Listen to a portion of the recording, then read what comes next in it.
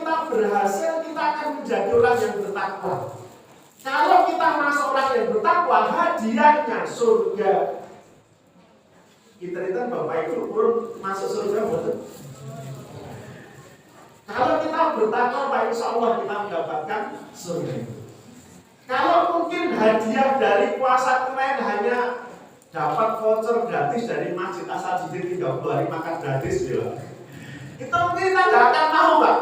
Tapi karena imbalannya itu surga yang luasnya seluas langit dan bumi itu, maka 30 hari kemarin kita ikhlas tidak makan, tidak minum di siang hari karena Nah, pertanyaannya Pak sekarang, ini pentingnya di sini. Pertanyaannya adalah kinten-kinten Bapak Ibu itu sudah masuk ke dalam predikat la'alakum tatakun dari. Sama dari Bu.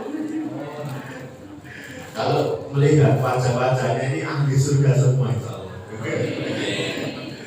Jadi bagaimana cara melihat kita? Apakah kita itu sudah termasuk orang yang bertakwa atau belum, Pak?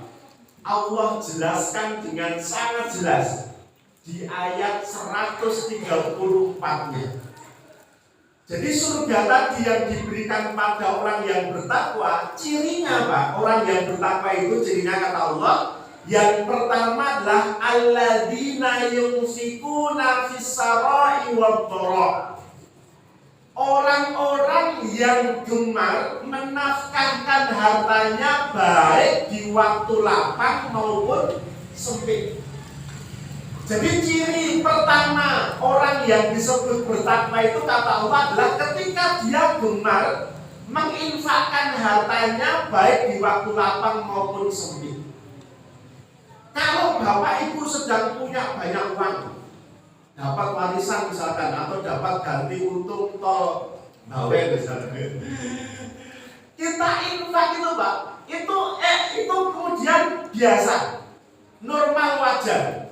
Tapi kalau Bapak Ibu sedang butuh uang, sedang sempit rezekinya, tetap infak, itulah yang kemudian luar biasa. Lah agar Bapak Ibu itu masuk alladzina yunfikuna fis-sarai wad-dharra itu orang yang infak baik di waktu lapang maupun sempit, kita kena ini, maka Bapak Ibu harus punya amal rutin setiap hari, rutinitas infak. Kalau setiap hari kita infak, Pak, maka ketemu nanti saat Bapak Ibu lapang juga infak, saat Bapak Ibu sempit pun juga infak. Tapi kalau infaknya hanya 1 minggu sekali saat Jumatan, Pak, itu mungkin lapangnya saja, tapi sempitnya kita nggak dapat. Lah agar alladzina yunfikuna fis-sarai wad-dharra ini terjadi pada diri kita, Bapak Ibu itu harus punya amal rutin, yang amal itu adalah infak. Saya berikan satu formula menarik, Pak. Infak itu terdiri dari 3 huruf, nun, fa, dan qaf.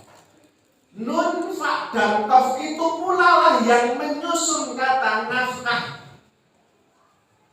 Maka Bapak-bapak sekarang ini, kita itu Pak, para suami itu adalah orang yang Allah amanai sebagai penanggung nafkah keluarga. Para ibu-ibu itu Pak, jangankan sunnah, wajib pun tidak untuk mencari nafkah. Tapi kalau ibu bekerja, maka uang ibu-ibu itu untuk ibu sendiri. Tapi kalau bapak bekerja, uang bapak itu untuk satu keluarga. Jadi ibu nanti kerja Pak ya. Itu hukumnya jelas lagi di dalam Islam. Nah, ini uang ibu itu untuk ibu sendiri. Maka nanti Rasul kan mengatakan wahai para wanita, berinfaklah kalian. Infak itu bisa diambil dari mana? Harta sang istri. Lah karena kita ini di surat An-Nisa ar-rijalu qawwamuna 'alan nisa. Kita ini adalah pimpinan para wanita di rumah kita. Qawwam itu artinya adalah tiang tegak yang menjaga rumah tidak roboh. Itu keuangan. Maka kalau kemudian kita nggak kerja, rumah itu bisa roboh karena penanggung nafkahnya tidak ada. Dan nafkah itu erat kaitannya dengan infak. Maka rumusnya satu, kalau bapak-bapak mau dilapangkan nafkahnya, mau dipermudah nafkahnya, syaratnya satu, perbanyak infakmu.